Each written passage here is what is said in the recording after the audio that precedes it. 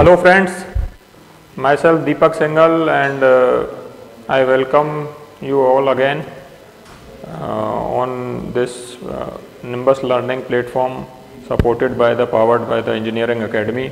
और आप सबके रेस्पॉन्सेज बहुत बढ़िया रहे प्रीवियस वीडियोस पे, और उसी यूट्यूब एक्टिविटीज़ के नेक्स्ट चरण में हम जो है वीडियो लेकर आने वाले हैं वो है एनवायरमेंटल इम्पैक्ट असेसमेंट। आज मैं जो टॉपिक डिस्कस करने वाला हूँ आप लोगों के साथ वो है एनवायरमेंटल इम्पैक्ट असेसमेंट। मैंने पहले एक टॉपिक डिस्कस किया सॉलिड वेस्ट मैनेजमेंट रूल्स के बारे में, उससे पहले मैंने टाइप ऑफ वेस्ट पे भी एक ग्लिम्स दिया था। These are the glimpse of the topics which you are going to face in your exam, और उनका मैं छोटा छोटा आपको ओवरव्यू दे रहा हूँ। बट डिटेल्स में जो हमारा क्लासरूम प्रोग्राम है उसमें हम इन सारे टॉपिक्स को डिटेल में पढ़ेंगे, किस तरह के क्वेश्चंस आएंगे। यहाँ भी मैं ज़्यादातर यही कोशिश करूँगा कि आपको बताऊँ कि किस तरह के क्वेश्चंस आपके एग्ज़ाम में जो आने वाले हैं assistant public sanitary and solid waste management officer के एग्ज़ाम जो।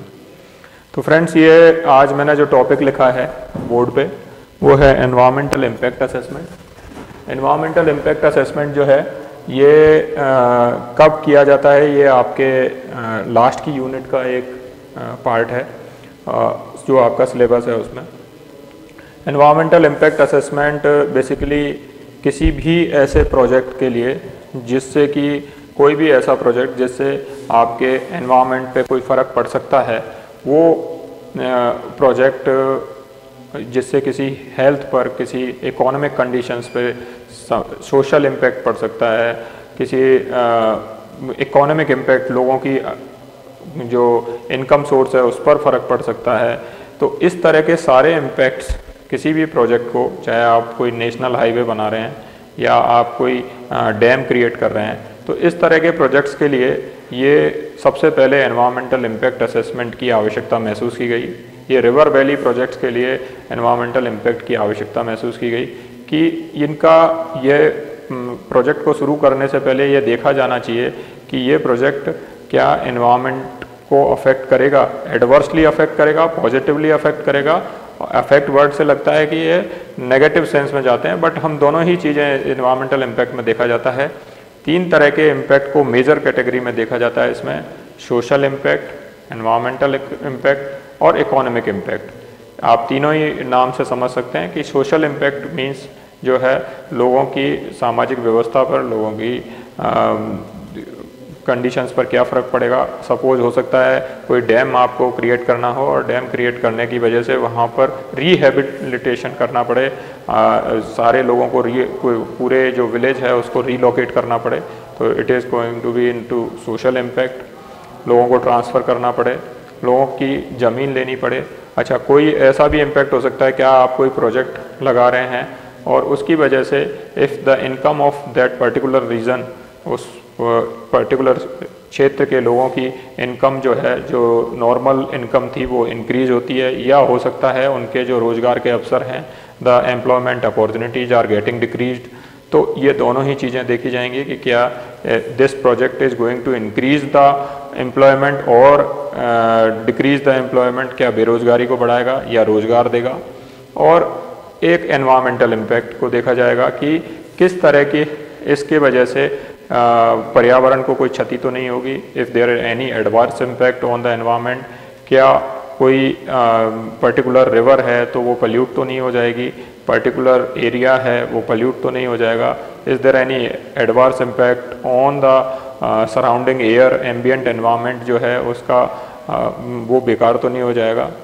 तो क्या किस तरह के वो फ्यूल्स यूज़ करेंगे। सपोज कोई पावर प्लांट लगा रहे हैं तो नियर बाई एरियाज़ में देयर में भी ये देखना होगा कि उससे निकलने वाले जो भी पोल्यूटेंट्स हैं, गैसियस पोल्यूटेंट्स हैं, उनकी अमाउंट क्या होगी, उसका किस तरह के मिटिगेशंस मेजर्स दिए जाएंगे। तो आप यहाँ मैं एक ओवरव्यू दिया कि एनवायरमेंटल इम्पैक्ट असेसमेंट में क्या होता है, किस तरह के एक स्टडी होती है, और वो स्टडी रिपोर्ट पहले वो स्टडी की जाती है किसी भी प्रोजेक्ट को स्टार्ट करने से पहले। ये इंडिया में जो है एनवायरमेंटल इम्पैक्ट असेसमेंट की जो हिस्ट्री है वो 1976-77 से रिवर वैली प्रोजेक्ट्स के साथ स्टार्ट हुई। बाद में इसे MOEF ने नोटिफाई किया और एनवायरमेंटल प्रोटेक्शन एक्ट के तहत इसके पूरी गाइडलाइंस बताई गई।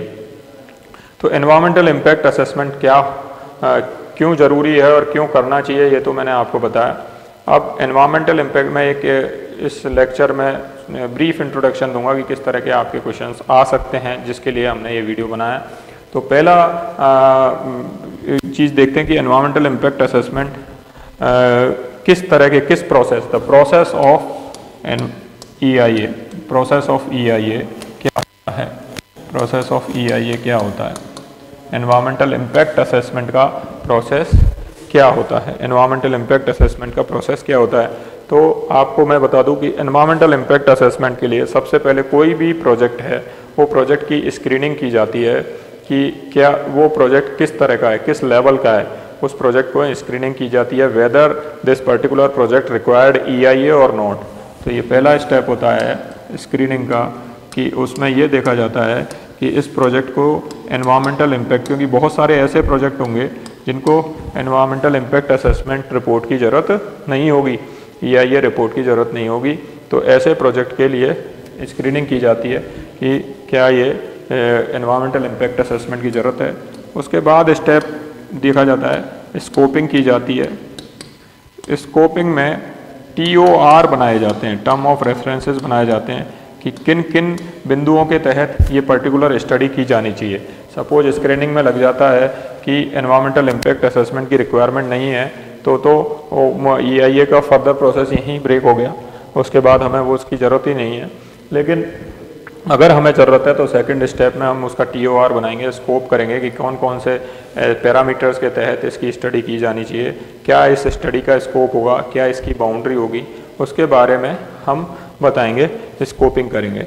स्कोपिंग के बाद जो थर्ड स्टेप आएगा वो आएगा कि उस पर्टिकुलर स्कोप के तहत जो भी आपने बाउंड्री डिसाइड की है, उसके तहत आप उस पर्टिकुलर प्रोजेक्ट के लिए बेस लाइन डाटा गैदर करेंगे, बेस लाइन डाटा गैदर करेंगे। सपोज कोई भी प्रोजेक्ट है, आपका कोई कंपोस्ट प्लांट बनाया जाना है, और कंपोस्ट प्लांट बनाए जाने से वहाँ पर क्या क्या फ़र्क पड़ सकता है। एक बाउंड्री डिसाइड की किसी भी जो एजेंसी हैं, पोल्यूशन कंट्रोल बोर्ड ने, उन्होंने स्कोपिंग दी, इसमें स्कोपिंग दी कि इस बाउंड्री के तहत आपको सारे एनवायरमेंटल इम्पैक्ट जो हैं वो स्टडी करने हैं।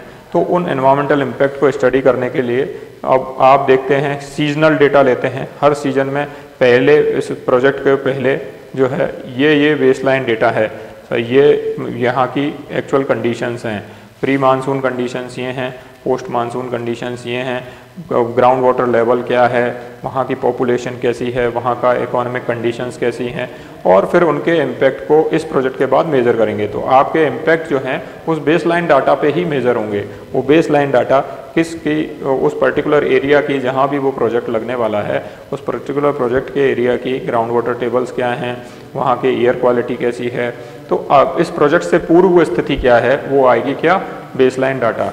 देन फोर्थ प्रोजेक्ट आ जाएगा कि इम्पैक्ट असेसमेंट किया जाएगा। Impact assessment, impact different category में होता है, वो हम अभी डिटेल जब पढ़ाएंगे तब बात करेंगे। इम्पैक्ट असेसमेंट क्या होता है, impact assessment whether it can be, ऐसे इम्पैक्ट हो सकते हैं जो पॉजिटिव इम्पैक्ट हो सकते हैं, ऐसे इम्पैक्ट हो सकते हैं नेगेटिव इम्पैक्ट हो सकते हैं, रिवर्सिबल इम्पैक्ट हो सकते हैं, ऐसे इम्पैक्ट जिनको हम रिवर्स कर सकें, इरिवर्सिबल इम्पैक्ट हो सकते हैं, परमानेंट इम्पैक्ट हो सकते हैं, इम्परमानेंट इम्पैक्ट हो सकते हैं। तो ये सारे कि जो परमानेंट रहे इस प्रोजेक्ट के बाद, और ऐसे भी हो सकते हैं जो शुरुआत में थोड़े समय के लिए वो इम्पैक्ट आया और उसके बाद वो चला गया, तो इम्परमानेंट इम्पैक्ट। तो इस तरह के इम्पैक्ट जो हैं उनका असेसमेंट इस फोर्थ प्रोसेस में किया जाता है, इम्पैक्ट असेसमेंट होता है। ये फोर्थ बताया मैंने। इसके बाद फिफ्थ पॉइंट आता है इसमें, इम्पैक्ट असेसमेंट के बाद में इसमें देखा जाता है कि जो इम्पैक्ट्स हैं पॉजिटिव इम्पैक्ट हैं तो वेरी गुड, अगर नेगेटिव इम्पैक्ट्स हैं तो उनके मिटिगेशन मेजर्स क्या हैं, हमें कौन कौन से ऐसे जो उस रिपोर्ट में हमें देना होगा कि अगर कोई एडवर्स इम्पैक्ट आता है, अगर सपोज़ कोई एयर क्वालिटी पे फ़र्क पड़ने वाला है, वहाँ की नेचुरल एयर पे कोई फ़र्क पड़ने वाला है इस प्रोजेक्ट के तहत, तो क्या हम ग्रीन बेल्ट इम्प्रूव करके, क्या हम ग्रीन बेल्ट को बढ़ा के वो एनवायरमेंटल इम्पैक्ट को कम कर सकते हैं क्या, तो वो चीज़ हमको इसमें देनी होगी कि एनवायरमेंटल इम्पैक्ट को कम किया जा सकता है या नहीं किया जा सकता। फिर उसके बाद नेक्स्ट जो इसका मेजर है वो है हम बनाते हैं एक रिपोर्ट, और वो है EIA रिपोर्ट, जिसके साथ में हमें देना होता है एनवायरमेंटल मैनेजमेंट प्लान भी। ये EIA रिपोर्ट बाद में किस में जाती है, पब्लिक में जाती है, और पब्लिक हियरिंग होती है। इसका नेक्स्ट स्टेप होता है पब्लिक हियरिंग। पब्लिक हियरिंग के बाद में ये नेक्स्ट स्टेप इसमें होता है। पब्लिक हियरिंग में क्या होता है, डिस्ट्रिक्ट कलेक्टर जो भी हैं वहाँ के, उनके चेयरमैनशिप में वहाँ पे जो भी जिस एरिया के जिस भी जगह ये प्लांट लगने वाला है उस जगह एक पब्लिक हियरिंग की जाती है। मतलब लोगों को बताया जाता है कि ये प्रोजेक्ट लगने से ये आपके साथ होगा, ये एनवायरमेंटल इम्पैक्ट जो है पड़ेगा, और इसका हमने ये मिटिगेशन मेजर ले रखा है। या फिर कोई पॉजिटिव इम्पैक्ट होता है कि भाई आपके रोज़गार के अवसर बढ़ जाएंगे, आपकी इनकम बढ़ जाएगी, आपकी सोशल अपलिफ्टमेंट होगा। तो ये सब चीज़ें वहाँ उस पब्लिक हियरिंग के ड्यूरेशन में बताते हैं। उसमें अगर कोई बैड कमेंट आते हैं तो उनके लिए रिपोर्ट में कुछ अमेंडमेंट करने हैं वो किए जाते हैं, और वो रिपोर्ट फाइनल करके कि भाई हमें इसके मिटिगेशन मेजर्स में कोई चेंजेस करना है वो चेंजेस किए जाते हैं। तो जो ड्राफ्ट रिपोर्ट है उसको जब पब्लिक हियरिंग के बाद फाइनल किया जाता है, और फाइनल रिपोर्ट जो है डिसीजन मेकिंग में चली जाती है, वो state environmental impact assessment authority के पास चली जाती है। उसको किसी बोलते हैं स्टेट, एक कमेटी होती है state environmental impact assessment authority, ये सिया करके बोलते हैं। इस कमेटी के पास चली जाती है और डिसीजन मेकिंग होता है project, whether the project is going to be reject, और क्या अल्टरनेट हो सकते हैं, रिजेक्ट और अप्रूव और मॉडिफाई। सारे कमेंट आ सकते हैं, या तो आउटराइटली वो कह सकते हैं कि भाई ये प्रोजेक्ट जो है एनवायरनमेंट में बहुत ज़्यादा बेकार फ़र्क डालने वाला है, और जो है ये प्रोजेक्ट को हम अलाउ नहीं कर सकते, तो रिजेक्ट हो गया।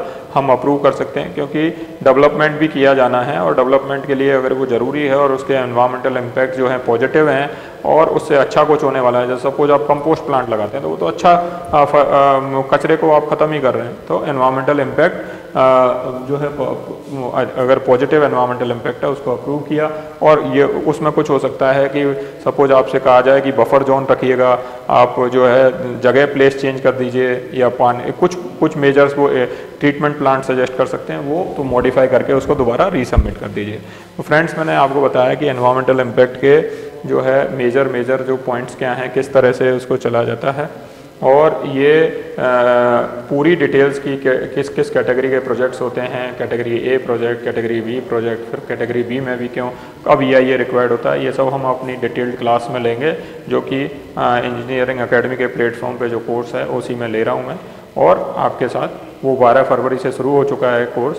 तो friends I welcome to the course, and आपको बताइएगा ये वीडियो कैसा लगा। Thank you very much. If you really like the video, please hit the like button and share the video, subscribe to our YouTube channel and press the bell icon for the latest updates. Thank you.